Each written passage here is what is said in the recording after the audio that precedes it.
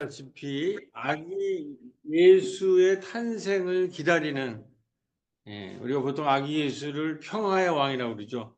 그 평화의 왕 아기 예수를 기다리는 4주간이 이렇게 되는데, 지금 세 번째 초가 펼쳐졌으니까 이제 다음 주면 아기 예수가 이제 오십니다. 그래서 우리가 이 평화의 왕을 이제 기다리는 그 시기에 우리가 이제 함께 하고 있는데, 우리가 보통 아기 예수를 뭐라고 그럽니까? 평화의 왕이다 이렇게 얘기를 하죠. 우리가 어렸을 때는 하늘에는 영광, 땅에는 평화 이렇게 이런 얘기를 많이 듣고 자랐는데 교회에서 그걸 그렇게 실감을 못했어요. 그런데 여러분 오늘 아시다시피 지금 전 세계에서는 우크라이나, 팔레스타인에서 전쟁이 일어나고 있죠. 그런데 우리의 상황도 만만치 않아요. 우리가 그동안 편안하게 살아서 늘 평화가 있는 줄 알았는데 어느 날 저녁에 잠자리 들기 전인데 전화가 오더라고요.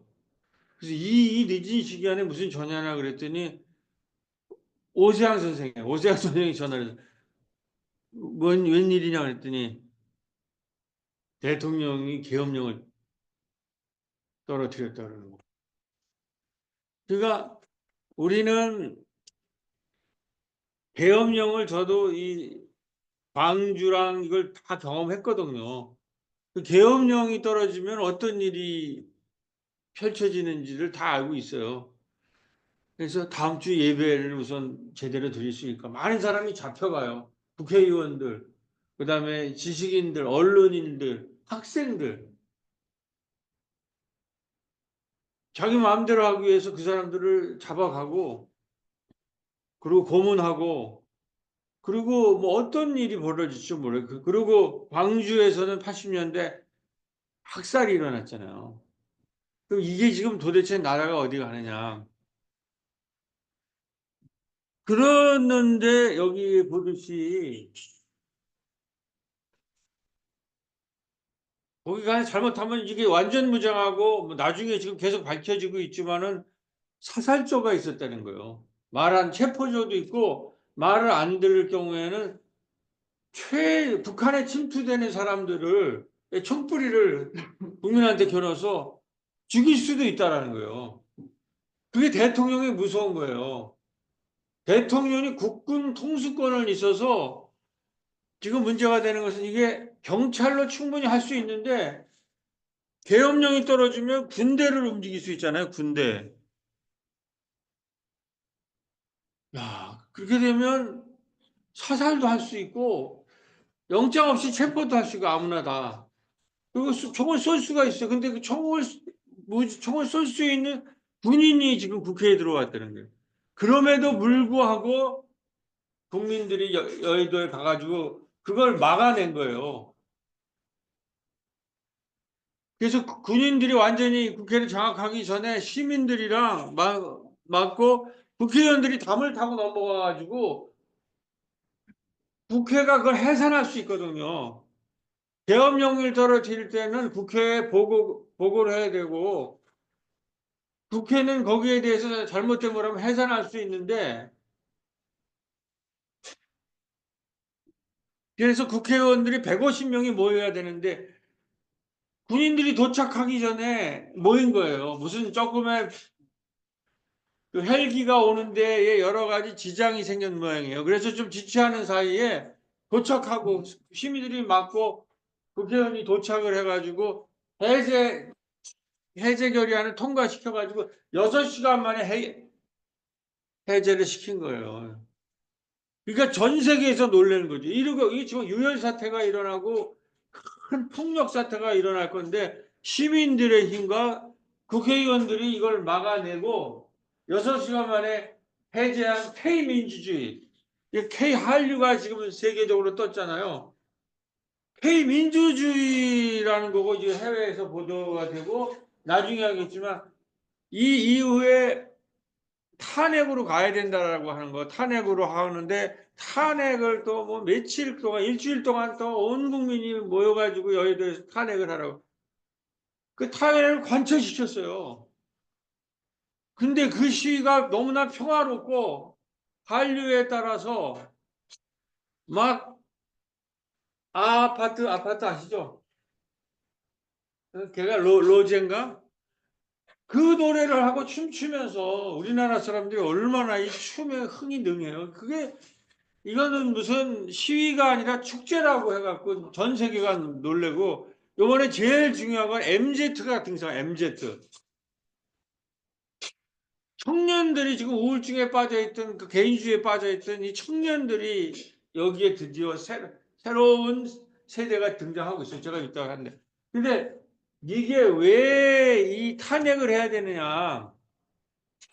사실은 어르신들은 사실은 편안하게 살고 싶은데 너무 이런 걸 해서 제가 이런 설교 안 하려고 했는데, 어제 이거 수리하느라고 정세영 선생님한테 했더니 우리 수업 시간에 다 얘기를 했다고 그러더라고. 어르신들 다 알고 있다고 그래서 제가 한번 다시 요약해 드리는 거예요. 지금 우리 대통령님이 이제 대통령이 아니죠. 윤석열 씨가 너무 알코올 거의 중독자예요. 매일 저녁에 술을 드시는 거예요. 그 다음에 이분이 보는 것이 극우 유튜버들 것들을 아주 우파 그것에 여기에 그런 것만 보는 거예요. 그러니까 보편적인 감각이 지금 없어져요. 그랬을 때 국민들이나 모든 사람이 제일 걱정하는 거는 이렇게 탄핵이 되고 국회의원에서 그래서 지금 정치를 엉망으로 만들고 경제를 엉망으로 만들어서 이분이 계엄을 하지 않고서는, 옛날에 전두환이 다 똑같아요. 계엄을 하지 않고서는 정권을 유지할 수 없는 지금 지경에 이르러서 계엄을 하는데, 가장 걱정되는 거는 계엄을 해제시켰잖아요. 근데 아직 국군을 움직일 통수권을 갖고 있어요. 그러면 뭘 하냐면은 이런 히틀러나 이런 사람들이 2차 세계대전을 일으켰잖아요. 독재자들이. 왜 전쟁을 일으켰느냐. 세계전쟁을. 혼란스러워야 계엄을 하는 그 명목이 하니까 나라를 혼란스럽게 만들어야 돼요. 그래가지고 계엄이 안 되니까 전쟁을 일으킬 가능성이 높다라는 거예요. 근데 그게 어디 있느냐.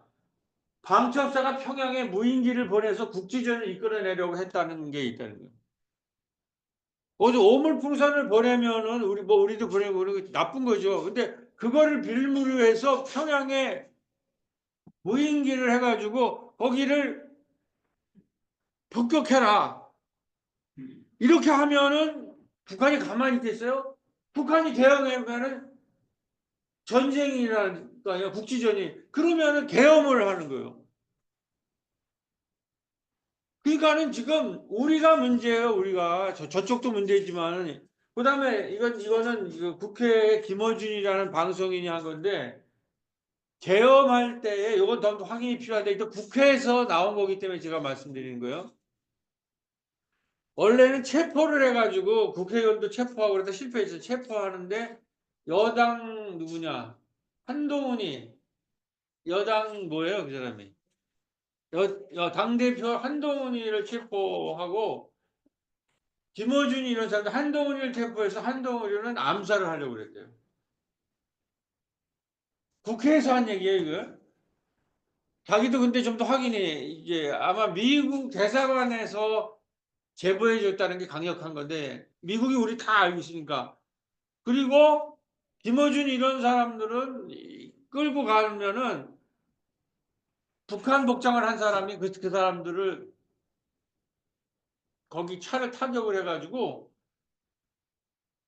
이것이 또 북한의 소행이다 이렇게 해가지고, 우리나라 사람들은 그 트라우마가 있잖아. 북한이 남침해 올지 모른다. 북한이 전쟁을 일으킬지 모른다. 근데 지금 우리 군이나 모든 게 사회가 안정돼서 그거보다는 이 사람들이 자기 정권을 위해서 전쟁을 국지전을 일으켜갖고 계엄령을 하려고 하는 이런 것들이 곳곳에 일어나는 거예요. 이런 게 지금 다 이게 밝혀지고 있어요. 그러니까 대통령이 지금 그 전쟁을 계엄령을 안 된 사람이 이제 뭐냐면 전쟁을 일으킬 가능성이 있다. 저 그대로 내고 통수권은 있으면 탄핵이 되면 어제부로는 이제 국군을 못 움직여요. 그래서 일주일 동안 광화문에 나가서 그걸 탄핵을 시켰어요. 그게 다 평화적으로 이룬 거죠. 우리가 광화문에 나가서 막 뭐 여의도에 나가서 화염병을 던진 거나 모든 것도 아니잖아요. 그러니까 평화적으로 이 전쟁이 일어나고 계엄령을 국민의힘으로 해체시켰다는 거예요. 할렐루야! 이게 대한민국의 전 세계를 지금 놀라게 하는 거예요. 이 전쟁의 시기에 맨날 싸움하고 하는데 평화적으로 국민의힘으로 K민주주의, 민주주의도 이기고 경제성장도 경제가 지금 많이 하락했는데 이걸 이룬 것으로 그래서 문화적으로 K 문화로 전 세계를 지금 아파트를 하는 이 민족의 저력을 다시 했다. 이러는데 이제 여기에서 우리 기독교가 반성을 할 게 있어요. 10월 27일 날 이 대통령이 주로 보는 극우적인 생각들, 그래서 그 사람들 맨날 이 소수자들을 억압하고 맨날 갈등이나 다툼이나 혐오, 차별 이런 것들을 막 주장해 하는 거야. 그 아스팔트에 있는 사람. 근데 그 아스팔트에 나간 사람의 대부분이 한국 기독교 대형 교회 기독교인들이라는 거예요. 이번 기회 그래서 이 대형 교회들이 이러한 지금 그 윤석열이나 이런 전두환 이런 사람들의 가장 대표적인 지지 기반이에요. 이번에 다 모든 국민이 그리고 그 가짜 뉴스의 온상지가 교회 카톡이라고요. 그래서 반성하는 집회가 열렸어요. 이거 12.7에 대형교회 중심으로 다 모이자 그래서 뭐 100만 명이 모였대요. 뭐한 20만 명 모였는데 그래 거기에 대한 반성이 이번에 한 걸 한번 보세요. 우리 한국 교회도 반성을 해야 됩니다. 이 자리에는 수명들의 엘리야가 있습니다. 자격표나 생명을 지키기 위해 헌신을 하는 그래서 여기에 우리 하나님의 남자들이 있는 것입니다. 우리 모두에게는 국난 정권 때문에 목숨을 잃어했던 세월호 천사, 이태원 천사, 공원명관들의 하나님의 신분 마음들이 있습니다. 우리 모두에게는 강력한 정의인이 정착되어 있는 것입니다. 우리는 똑똑히 기억한다. 다음에 가는 국난 전쟁을 10월 60일 한국교회가 열린 공동선언 무엇인지를 우리는 똑똑히 기억한다. 이제 새로운 시작이다. 사람과 가정이 건강하고 불도 이념, 가정, 계급, 정책 지향이나 인도가 통일하는 인도가 향해 통일해서 또다시 큰 승리를 이루어냈다. 오늘 이 자리에는 주연들의 엘리야가 있습니다. 이게 지금 소위 말해서 짤이라는 건데 이런 것들이 반성하면서 지금 이제 나가고 있어요. 그래서 세월호 우리 얼마나 여기 하면서 이태원 이런 게 왜 일어나냔 말이에요. 이게 전부 거기서 술 먹고 이러고 앉아 있으니까 이게 되겠냔 말이에요. 이게 나라가 경제는 지금 완전히 폭망을 했어요. 이제 앞으로 새로운 흐름이 등장을 할 겁니다. 이제 이거가 무너졌기 때문에 우리 저 도서관 예산도 다 깎고 이 마을에 있는 돌봄 활동도 다 깎고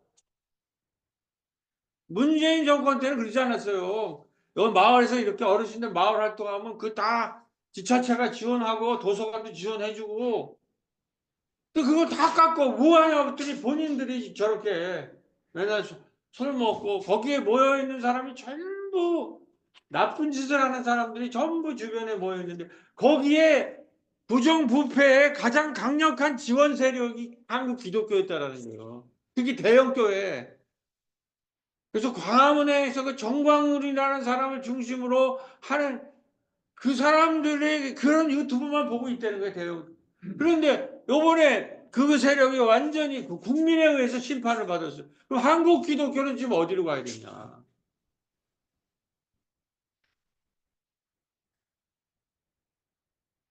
자, 근데 너무 하나님의 놀라운 역사예요. 이러고 있을 때 여기에서 계엄이 떨어졌잖아요. 근데 스톡홀름인가? 저기 요번에 에? 예. 그 스톡홀름에서 노벨 평화상 그 나라가 어디예요? 아유, 아니, 스웨덴 노벨 문학상에 한국의 한강이 탔잖아요. 그 사람이 가서 노벨 수상을 타는데 한강의 작품 기억하시는 게 있어요? 채식주의자 또 소년이 온다 또 뭐가 있어요? 각별하지 않는다. 그 중에서 소년이 온다라는 게 광주의 5.18 광주 계엄령이 터지고 그 광주의 계엄령의 때 소년이 시절을 경험했던 한강이 그 이야기를 주제로 쓴 거예요. 소년이 온다는 거. 거기서 희생당한 사람. 그 사람에 대한 그 광주에 대한 아픔, 광주에 대한 기억을 가지고 이 세계는 왜 이토록 폭력적이고 고통스러운가? 그 어린 소녀가 학살당하는 것을 보고 그 핵심의 문제가 세계는 왜 이렇게 폭력적이고 고통스러운가?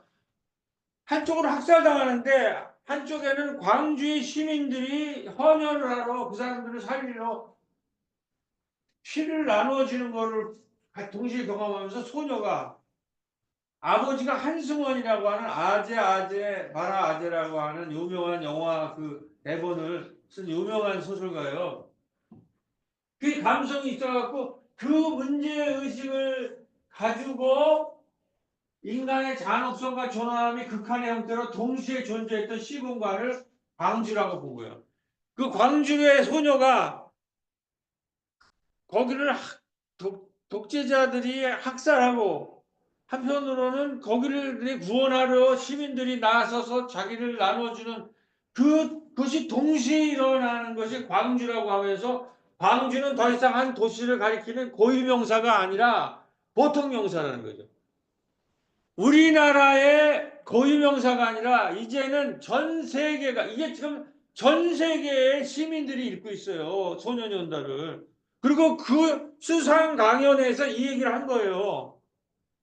광주는 더 이상 한국의 한 도시가 아니라 지금 전 세계에서 일어나고 있는 뭐예요? 전쟁과 우크라이나와 팔레스타인에서 일어나고 우리 한국에서 다시 20 몇 년 만에 일어난 이 계엄 여기에다가 주는 문학의 메시지라는 거예요. 그러니까 광주를 세계의 도시로 만들었어요, 이게. 지금 스톡홀름도 거리마다 그 도시가 그 책을 읽는 그 모임이 있더라고요. 우리나라에도 광주는 연체된 사람들은 다 해체해주고, 그래서 지금 그 고향이 여행 코스가 됐어요. 그러니까 이러한 요걸 잠깐만 보고 넘어가겠습니다. 이 사람이 지금 이 유엔 강연 이게 한국어로 해요. 이게 얼마나 세계적인 스톡홀름에서 한국말이라 이게 지금 우리 위상이 얼마나 얘는 또 왜 나타나? 핑크색을 좋아하는 친구가 꼭 사세요. 세탁하기 싫거나 최근에 입은 옷을 잠옷 위에 총칼로 무장한 계엄군이 광주 시민을 무자비하게 학살했던 1980년 5월. 한강 작가는 당시 9살이었다고 이야기를 꺼냈습니다. 1980년 1월 가족과 함께 광주를 떠난 뒤 4개월이 채 지나지 않아 그곳에서 학살이 벌어졌을 때 나는 9살이었습니다. 12살, 어른들 몰래 광주 사진첩을 읽었습니다. 계엄군에 의해 잔혹하게 살해된 광주 시민들과 헌혈하려고 긴 줄을 선 광주 시민들이 함께 담겨 있었습니다. 인간의 참혹함과 존엄함이 어떻게 동시에 존재할 수 있는지 의문을 품었습니다. 인간은 인간에게 이런 행동을 하는가? 양립할 수 없어 보이는 두 질문이 충돌해 풀 수 없는 수수께끼가 되어 과거가 현재를 도울 수 있는가?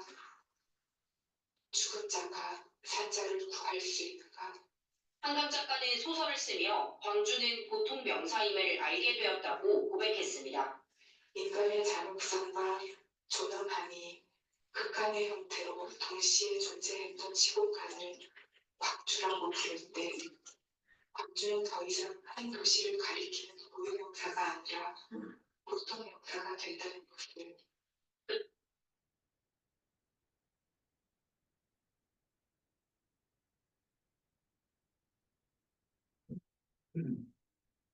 자, 이렇게 이 계엄을 터졌는데 이번에 저기서 뭐예요? 죽은 자가 산 사람을 도울 수 있을까? 여러분 30년 전에 일어난 그 광주가 오늘의 우리를 돕고 있잖아요. 광주의 죽은 민주주의에서 죽었던 사람을 그것을 우리가 경험하고 그 훈련을 하나 줬으면 이 계엄을 못 막고 또 여기 유혈 사태가 일어나고 전쟁으로 나가는 거예요.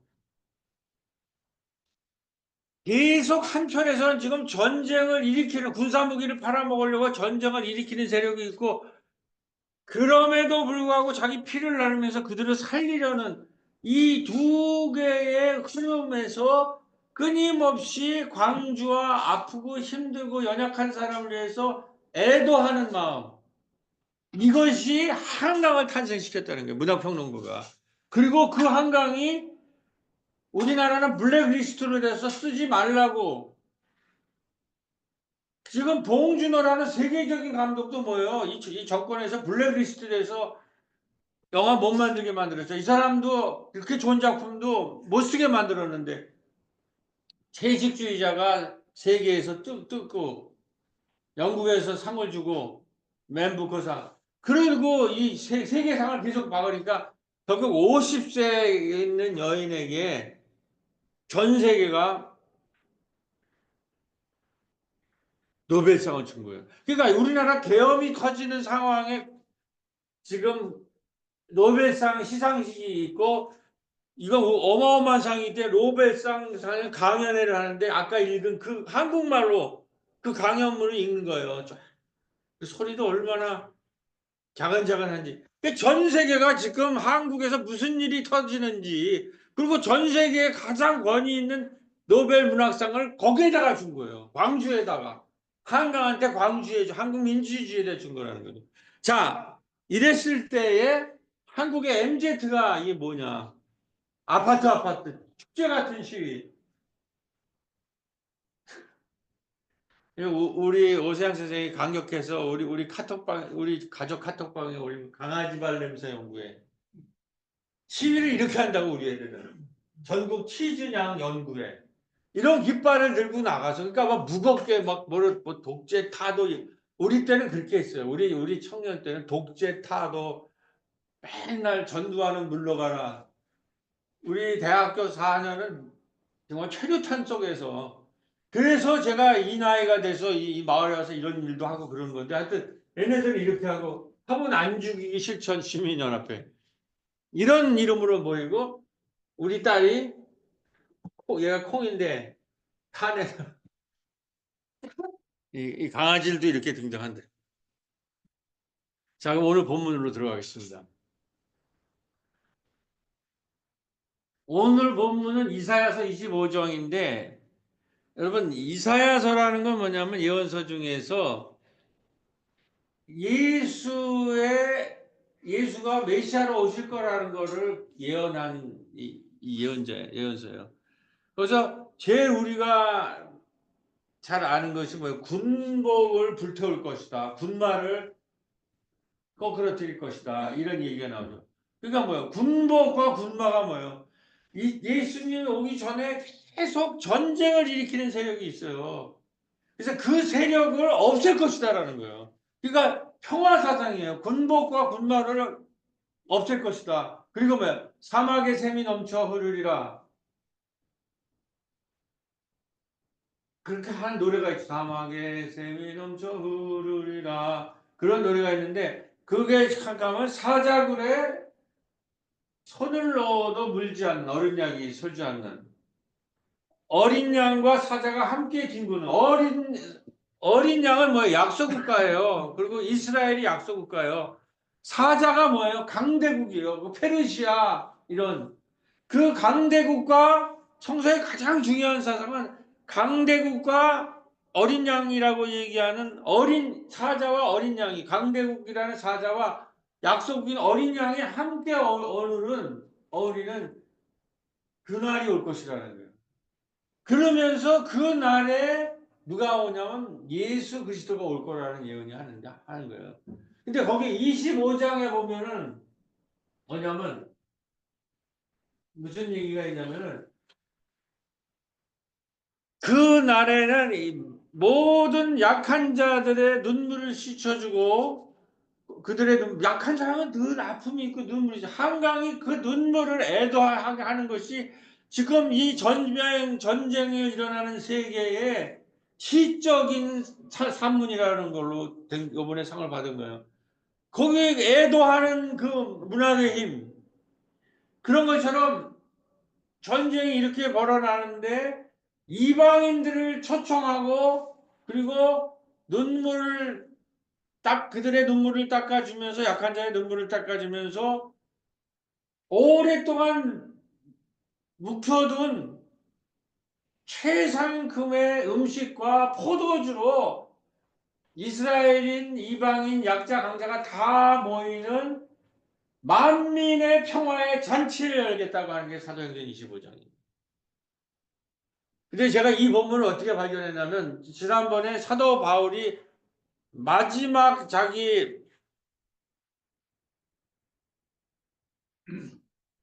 사도 바울이 어떤 일을 당했어요? 지난번 고린도 교회에서 사도 바울이 세운 교회에 로마의 후견 그룹, 그러니까 강자들을 모방하고 강자들을 따르고 싶은 사람들이 교회에 들어와 가지고 난동을 부리잖아요. 그게 뭐예요, 이게? 교회에 들어와서 애찬실하고 술 먹고 서커스 문화가 들어오고 나는 자유라고 해서 머리를 풀고 방언을 하고 응? 이러한 사람들이 그 로마의 후견인 그룹이거든요. 이 사람들이 들어와서 교회를 그 로마식의 문화로 난장판을 만들어 놓은 거예요. 빵과 서커스, 목욕탕, 콜로세움, 검투사 문화로. 그랬을 때 사도 바울이 이 마지막 순간이에요.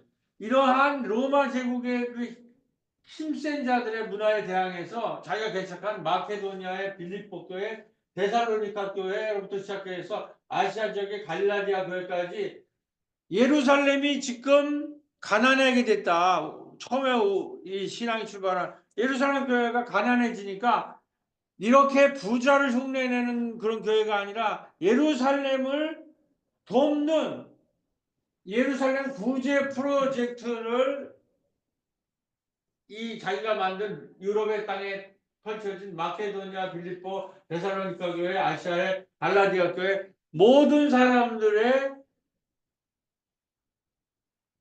그 사람들을 모아가지고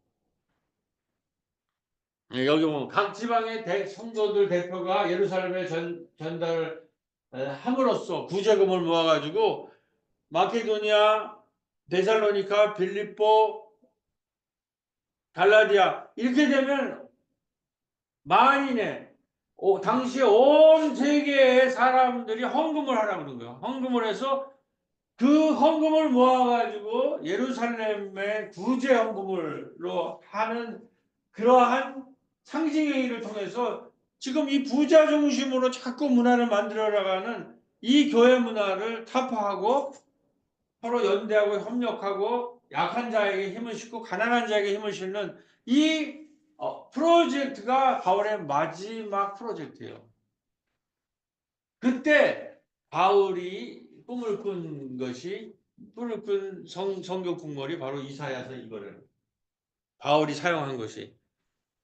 다시 말해서 거룩한 도시 예루살렘에 들어가서 세상 끝날 때 의로운 이방인들이 시온을 향해 나갈 때 만군의 여호와께서 만군을 위해 포도주로 연회를 베푸시라는 이사야의 환상. 그러니까 여기에는 유대인, 이방인 모든 사람들이 다 그다음에 마케도니아 저 갈라디아 빌립보에 있는 사람들이 다 헌금을 가지고 후원단을 모아가지고 그리고 예루살렘으로 가는 그렇게 들어가면 이사야가 뭐냐? 그 예루살렘에는 이 이방인까지 포함 유대인, 이방인, 가난한 자, 부자, 남자와 여자, 약자와 강한 자 이 모두가 함께 어우러지는 만민의 평화의 잔치를 그때 하나님이 최상급의 음식과 포도주를 내놓는다는 거예요. 이게 바울의 마지막 꿈이에요.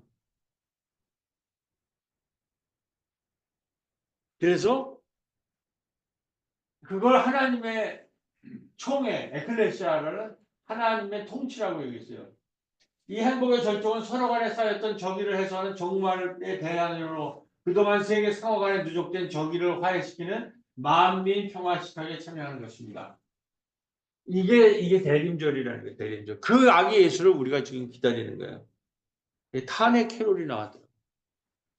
그리고 예수도 이제 정의의 왕 예수. 좀 이게 바뀌어야 돼요. 우리의 신앙적인 이게.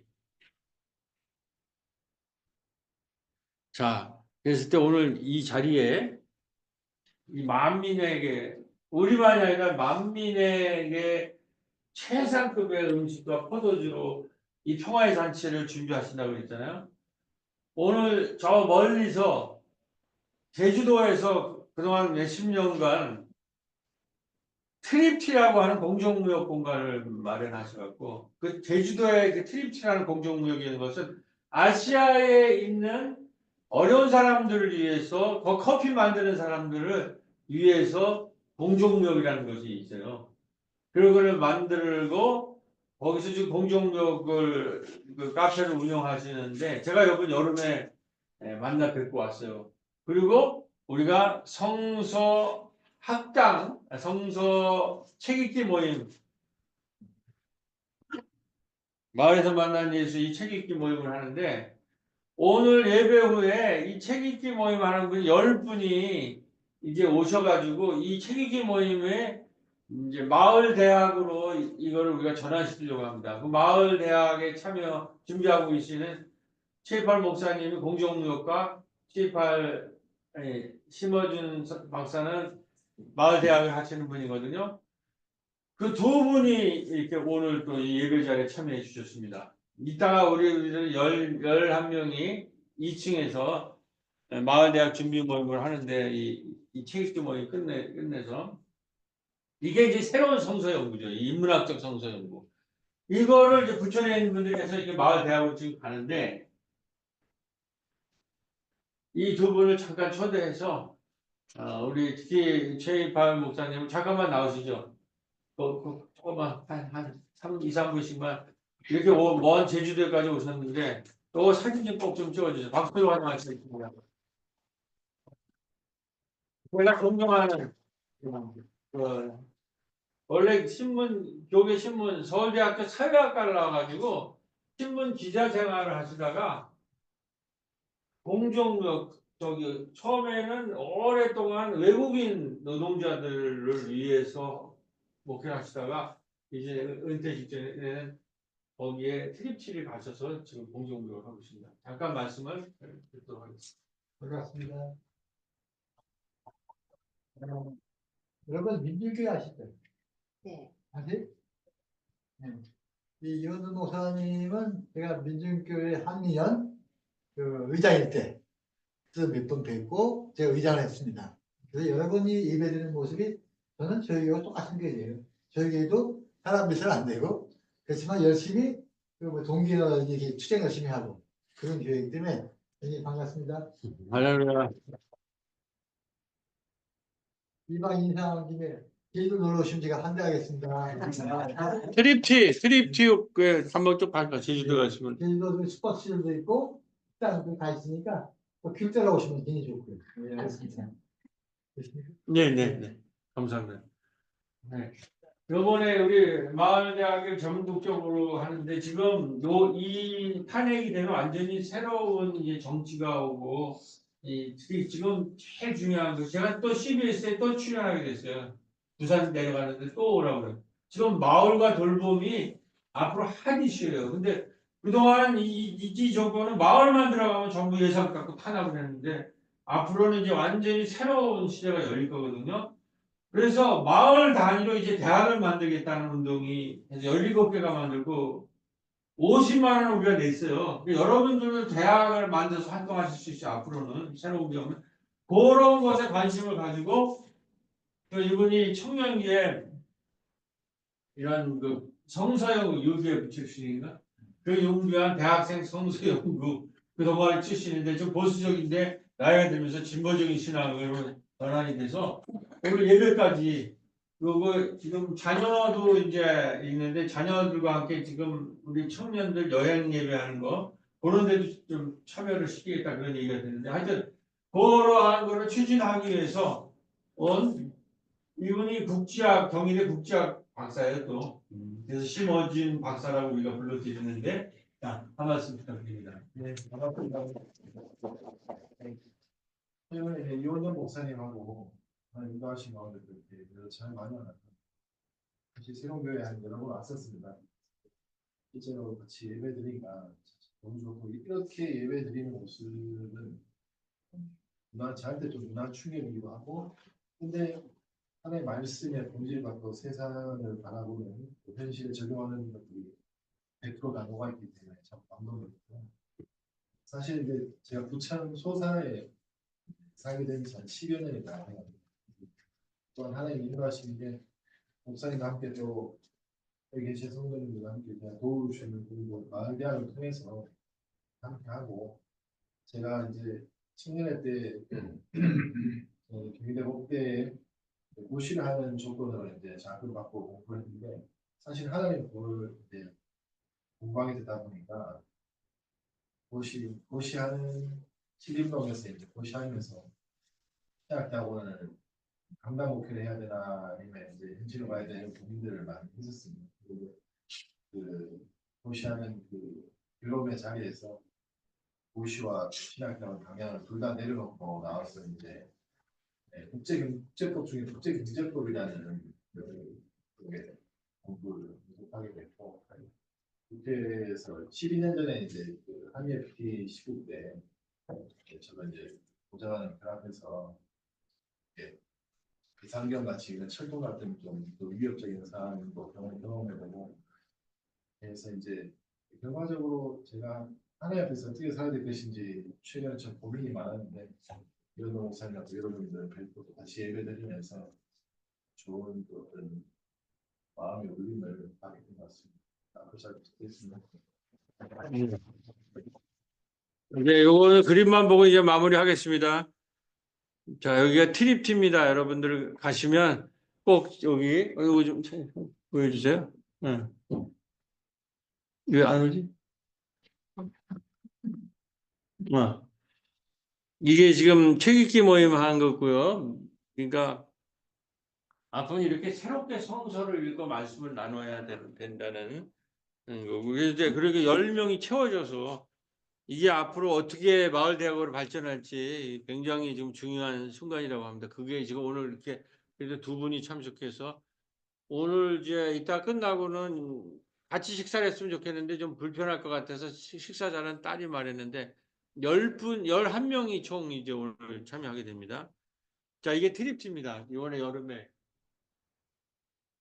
굉장히 좋아요, 시설이. 그리고 이렇게도 하고, 이렇게 하고, 제가 이제 소개시켜 드리는 거는, 이렇게, 요번에도 갔다가 제가 5만 원 헌금하고 왔어요. 그냥, 거기에 또 어려움 당한 분이 계셔가지고, 이거를 500만 원을 모금을 했어요, 하더라고요. 그분은 굉장히 절박할 거 아니에요. 외국에서 왔는데 일전 한 푼 없고 그러는데, 그러니까 저런 분들이 계셔서 외국인들이 뭐 갑자기 병에 걸렸다 수술해야 된다 그러면 저런 목사님들이 그런 거 연결해가지고 그런데 아주 선수예요. 근데 나는 괜히 갔다가 이상하게 그날 떠날 때 오생 선생이 용돈으로 10만 원을 주더라고. 야, 그래서 이거 웬 떡이냐. 좀 맛있는 거 좀 먹자고 그랬는데 중간에 다 뜯겼어. 나는 이런 돈 못 쓰고. 근데 뭐 어려운 일이 또 있어요. 근데 보니까 하나님이 10만 원을 준 거 아니에요? 근데 오늘 하여튼 이렇게 오시게 되는 거예요. 이게 다 은혜가 되는 거예요. 하나님의 역사라는 거는.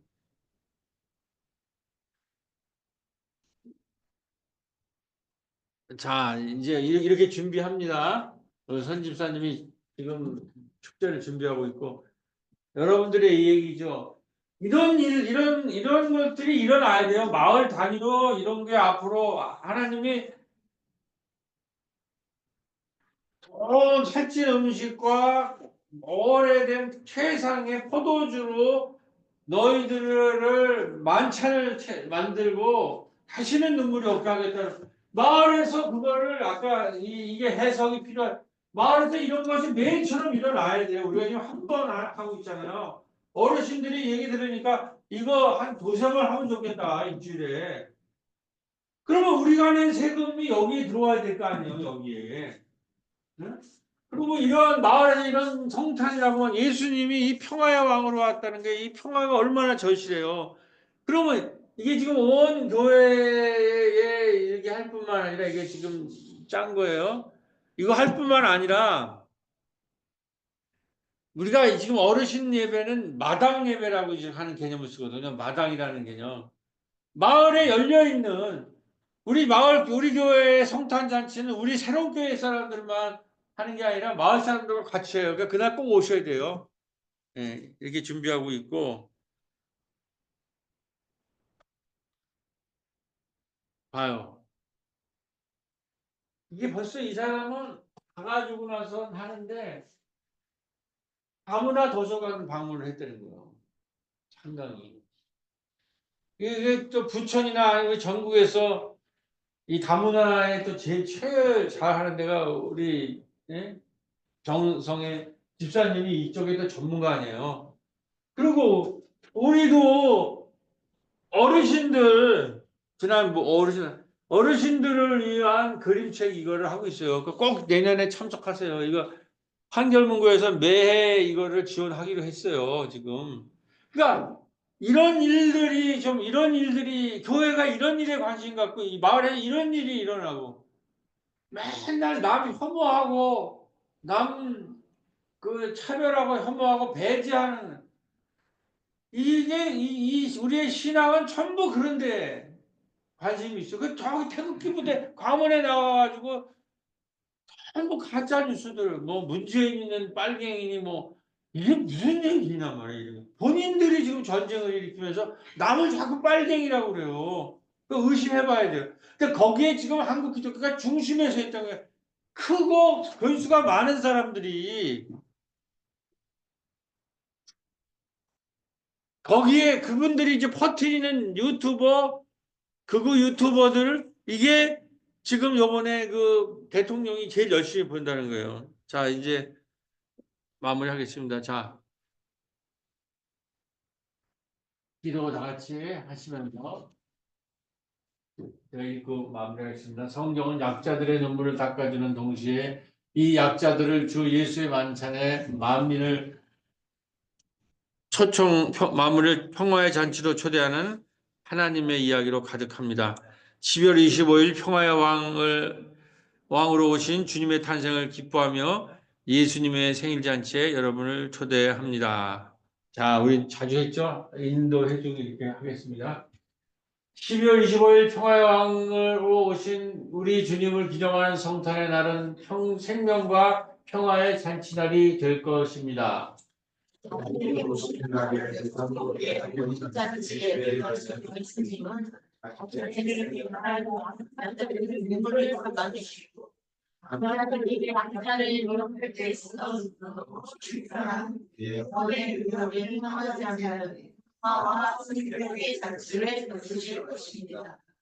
그리고 그날 하나님께서는 만군의 여호와께서 이 산에서 만민을 위하여 기름진 것과 오래 저장하였던 포도주로 연회를 베푸시리니 최고의 메뉴로 상을 차리실 것입니다.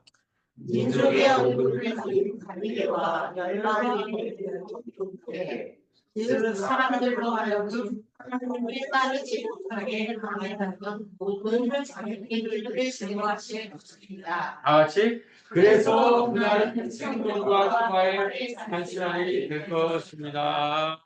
아멘.